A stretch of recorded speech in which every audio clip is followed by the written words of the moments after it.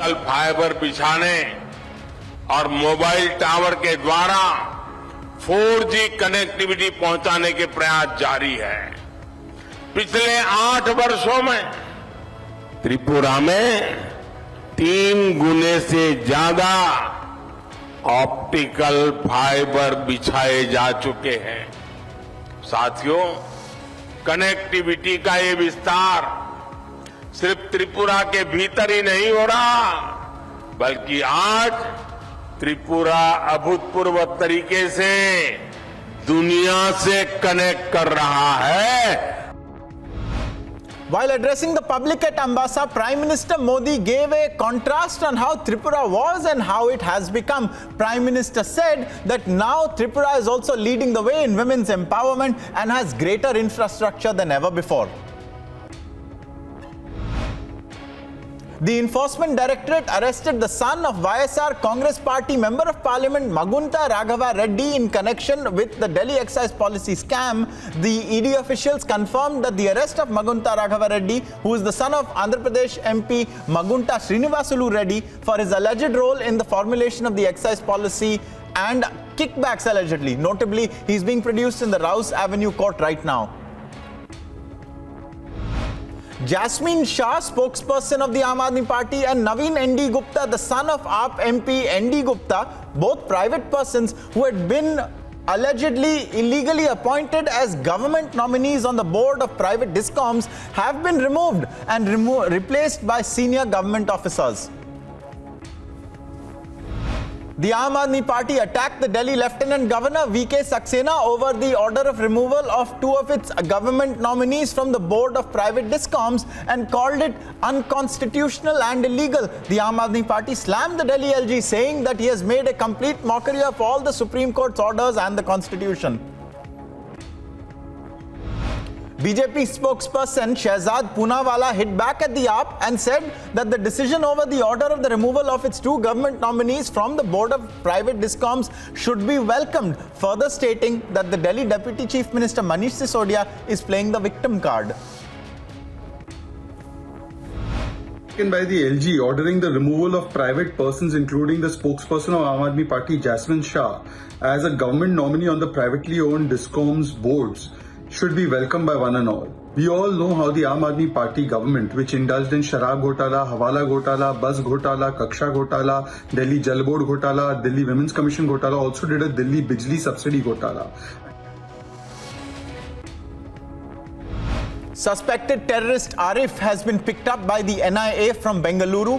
He was working as a software engineer and was in contact allegedly with the Al-Qaeda and ISIS. Arif's movements were being tracked by the NIA. He was allegedly planning to move to Syria via Iraq in March. Meanwhile, the NIA has seized his laptop and other electronic devices for the investigation. A mega demolition drive on illegal encroachment on state land in Jammu has once again resumed. The drive was halted a week earlier due to stone pelting by protesters. After the crackdown on the stone pelters, the police along with revenue authorities resumed the demolition. Properties built on state land are being demolished. Amid police security, the Delhi Development Authority demolished several shanties and some multi-storied buildings situated on the border of the Mehrauli Archaeological Park. According to the DDA, the land in question belongs to the authority and has been encroached upon. The action caused panic among some locals living in a multi-story apartment complexes and building floors near the demolition site. In a shocker from Bengaluru, a skit performance by students of Jain University during a college fest has triggered a controversy. The controversial skit allegedly targeted the Dalit community, including Dr. Bhimrao B.R. Ambedkar, the father of our constitution. In the skit, the students offensively called B.R. Ambedkar Beer Ambedkar. The video of the college skit has also gone viral. The 593rd meeting of the Central Board of Directors of the Reserve Bank of India was held at New Delhi under the chairmanship of Governor Shaktikanta Das. Notably, Union Minister of Finance and Corporate Affairs Nirmala Sitharaman addressed the directors of the Central Board. The Finance Minister, in her address, outlined the thinking behind the Union budget and the priorities of the Government of India. Complimenting the Finance Minister on the budget, the board members made various suggestions for consideration of the government. Finance Minister Nirmala Sitharaman reacted on the Adani Group crisis and on another note said that the new tax regime will leave more money in the hands of taxpayers. She added that they will reduce rates so that it does not become a burden on the middle class. Taken for the new tax regime which was brought in 2 years ago done effectively. It is effectively because of the way we've allowed for standard deduction and also the rates which have been fixed, tax rates which have been fixed for different slabs. What exactly has it done? It has actually left more money in the hands of the people. There have been protests by unemployed students at Dehradun at the Shahid Memorial Court Complex. They demand the release of 13 other protesters who were arrested after a lathi charge earlier. Until and unless they are freed, the protesters said they will continue with their satyagraha. Food lovers will get the chance to relish delicacies from around the country and around the world under one roof at the two-day G20 International Food Festival that's starting at Talkatora Stadium today. The theme of the festival, being organized by the New Delhi Municipal Council, is Taste the World. And Union Minister of Housing and Urban Affairs Hardeep Singh Puri inaugurated the festival today. Union Home Minister Amit Shah will visit the coastal region of Karnataka today to participate in the Golden Jubilee celebrations of the Central Areca Nut and Cocoa Marketing and Processing Cooperative Limited, or CAMPCO, in Puttur town in Dakshina Kannada district. He is also scheduled to inaugurate the Bharat Mata Mandir built by the Dharmashri Pratishthan at Hanumangiri, which is the second temple in South India for Bharat Mata after the one at Kanyakumari in Tamil Nadu. Prime Minister Narendra Modi, meanwhile, will visit Dausa in Rajasthan on Sunday to lay the foundation stone and dedicate to the nation road development projects worth more than 18,100 crore rupees. A statement from the Prime Minister's office read that the Delhi-Mumbai Expressway is an ambitious infrastructural project whose first completed section, the Delhi-Dausa-Lalsot link, will be dedicated to the nation by the PM tomorrow. The Uttar Pradesh Global Investors Summit 2023, which kick-started yesterday, has now entered its day 2 after top ministers including the Prime Minister, the Home Minister and Raksha Mantri, as well as corporate leaders like the Tata Sons chairman spoke on day 1. A host of sessions are lined up for day 2 as well. Jamiyat Ulema-e-Hind President Mahmood Madani, while speaking at the inaugural plenary session of the Jamiyat Ulema-e-Hind at the Ram Leela Maidan in the national capital, said that India belongs to him as much as to Prime Minister Narendra Modi, and also added that it also belongs to Rashtriya Swayam Sevak Sangh RSS Sanchalak Mohan Bhagwat as well. Bharat हमारा देश है. जितना ये देश नरेंद्र मोदी और मोहन भागवत का है, उतना ही ये देश महमूद का भी है. न महमूद इनसे 1 इंच आगे है,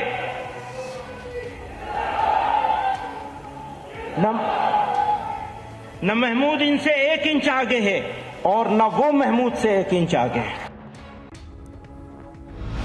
A local Bharatiya Janata Party leader was shot dead by 2 unidentified persons in the Narayanpur district of Chhattisgarh on Friday evening. According to the police, it is being investigated whether the incident was carried out by Naxalites or any other antisocial elements.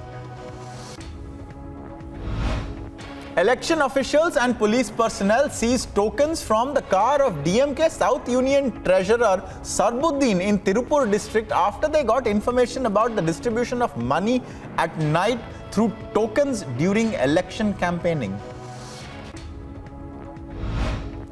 In a big jolt to the NCP, 4 corporators have quit the party and are likely to join the Eknath Shinde faction of the Shiv Sena from the Thane Municipal Corporation. Former Thane NCP corporator Hanumant Jagdale said that in Maharashtra, the Shinde faction is continuously giving political shocks to the opposition parties. The Assam government has suspended 2 Assam Civic Service officers, Anuradha Adhikari and Naren Chandra Basumatri, in connection with large-scale irregularities in appointments of the Assam Fisheries Development Corporation Limited. Prime Minister Narendra Modi addressed the Indian Association of Physiotherapists National Conference in Ahmedabad via video conferencing. The Prime Minister lauded the physiotherapists during his address. जब कोई व्यक्ति अचानक injury या accident का शिकार हो जाता है तो उसके लिए ये केवल फिजिकल ट्रॉमा नहीं होता, ये एक मेंटल और साइकोलॉजिकल चैलेंज भी होता है। ऐसे समय में फिजियोथेरेपिस्ट केवल उसका इलाज नहीं करता बल्कि उसे हौसला भी देता है। A 3-day flower and fruit exhibition organized by the Puducherry Agricultural Department was inaugurated by Lieutenant Governor Tamilisai Soundararajan and Puducherry Chief Minister N. Rangaswamy. According to sources, 33,000 flowers grown by the Puducherry Government Horticultural Department are on display there. A massive fire broke out at a fibre factory in Indore on Saturday. According to officials, the fire department got information about the blaze at 10 a.m. Officials added that 10 fire engines and 25 tankers reached the spot as soon as they could to control the blaze. Kachar District Police intercepted 2 vehicles yesterday, including a truck and a car, and seized 350 bags of Burmese supari from the truck and 37 cartons of imported liquor. The police also arrested 3 persons. Further investigation is underway. A major landslide hit the Magarkot area of Ramban district. A portion of a mountain collapsed on the Jammu-Srinagar National Highway. Traffic on the Jammu-Srinagar National Highway was halted as a result. A 25-year-old woman died and 5 others are injured after the car they were traveling in hit a road divider and turned turtle in Noida Sector 24 on Friday night. उनसे वार्ता करने के बाद ही ज्ञात होगा। तो जिस युवती की मौत हुई है ये ग्वालियर की रहने वाली है और किसी यूनिवो एजुकेशनल सोसाइटी है उसमें काम करती है। अभी तक इतना ज्ञात हुआ है। बाकी व्यक्तियों से पूछताछ के बाद पूरी वस्तुस्थिति की जानकारी होगी। इसमें अगर कोई गलती पाई जाती है ड्राइवर की या किसी अन्य व्यक्ति की तो जो भी साक्ष्य उसके आधार पर अन्य अग्रिम कार्रवाई की जाएगी। Karnataka Chief Minister Basavaraj Bommai on Friday said that the leader of the opposition in the state legislative assembly, that is Siddaramaiah, had been playing vote bank politics and appeasement politics for the last 2 decades. A field hospital has been set up by the Indian Army in Hatay province in Turkey. According to the Indian ambassador to Turkey, that is Virendra Paul, 2 C-17 aircraft brought a medical team that is required and also set up the hospital with 30 beds. He added that the prime focus is on search and rescue operations and also on providing medical relief. The Turkey-Syria earthquake's death toll has now crossed 24,000 in the largest such incident for 2 decades in that region. This is after 4 days of the earthquake. Meanwhile, Turkish President Recep Tayyip Erdogan admitted that authorities should have reacted faster to the earthquake. On the edge of the Turkish town of Antalya, in a small garden, dozens of Syrians were seen huddling together to stay away from the cold. This is after the earthquake that hit southern Turkey and northern Syria and killed more than 24,000 people. There are charities in the fray who have set up shelters and are housing thousands of people impacted, providing them food, blankets and other facilities as the evacuation continues. The National Disaster Response Force, in coordination with the Turkish army, has rescued an 8-year-old girl from earthquake-hit Turkey. The girl was stuck alive under the rubble of a building that was flattened by the massive earthquake in Nurdagi in Gaziantep. Rescuers in Turkey miraculously continued to pull out survivors from the rubble in the Turkish city of Kahramanmaraş. 16-year-old person was hauled out from under the rubble of the apartment building, and he had been stuck there for over 100 hours after the quake struck. A man who lost 9 relatives in the catastrophic earthquake which struck Turkey and Syria has thanked the community in the British city of Leicester, who have rallied around to help those affected by the disaster. Leicester's community has come together to give donations to those in need after the earthquake hit Turkey and Syria. The United States blacklisted 6 Chinese entities it said were linked to Beijing's aerospace programs as part of its retaliation over an alleged Chinese spy balloon that traversed US airspace. The economic restrictions followed the Biden administration's pledge to consider broader efforts to address Chinese surveillance activities and will make it more difficult for the 5 companies and 1 research institute to obtain American technology exports. The US intelligence community has linked the Chinese spy balloon to a vast surveillance program run by the People's Liberation Army of China, and the US officials have also begun to brief allies and partners who have been similarly targeted. A US military fighter jet shot down an unknown object flying off the coast of Alaska on orders of US President Joe Biden. According to White House National Security Advisor John Kirby, the object was flying at about 40,000 feet and posed a reasonable threat to the safety of civilian flights. He further described the object as roughly the size of a small car and said it was shot down near the US-Canada border. A document with classified markings was removed from former US Vice President Mike Pence's Indiana home during a search by the FBI. According to sources, 6 additional pages without such markings that were not discovered in the initial review by the Vice President's counsel were also removed as part of this search. A protest outside a hotel housing asylum seekers in northwest England erupted into violence with projectiles thrown and a police van set ablaze. Merseyside police said that 3 people were arrested over incidents of disorder near the Suites Hotel in Knowsley near Liverpool. Coming to cricket, Ravindra Jadeja and Akshar Patel added 81 runs for the 8th wicket to help India take an advantage at the end of day 2 in Nagpur, and Jadeja was unbeaten on 66 runs. As a part of this, India has now beaten Australia, hammered it in fact in the first BORDER-GAVASKAR Trophy test. Akshar Patel proved his worth as a batsman in Test cricket as he slammed an unbeaten 50 and stitched a potentially match-winning partnership with Jadeja, who himself crafted a magnificent 50 but has now been fined by the ICC for the alleged ball tampering or cream on the finger incident. Legendary Indian cricketer Sachin Tendulkar on Saturday heaped praises on Indian lower order batsmen, especially Akshar Patel and Mohammad Shami, for putting up valuable runs to help the side gain a huge lead against Australia in the first test, from which Australia was never able to recover and has now suffered one of its worst losses in Test cricket. The third BORDER-GAVASKAR Trophy test between India and Australia, scheduled from March 1 to 5th, could be shifted out of Dharmshala in Himachal Pradesh, as the ground might not yet be fit to host international matches after a recent renovation. As per sources, a final call over the matter is expected within the next few days based on the outcome of an inspection to be done by the board team of experts. Prime Minister Narendra Modi wished luck to the athletes participating in the 3rd edition of the Khelo India Winter Games, which are being held in Jammu and Kashmir. Union Minister of Youth Affairs and Sports Anurag Thakur declared the Khelo India Winter Games' 3rd edition opened in Gulmarg on Friday.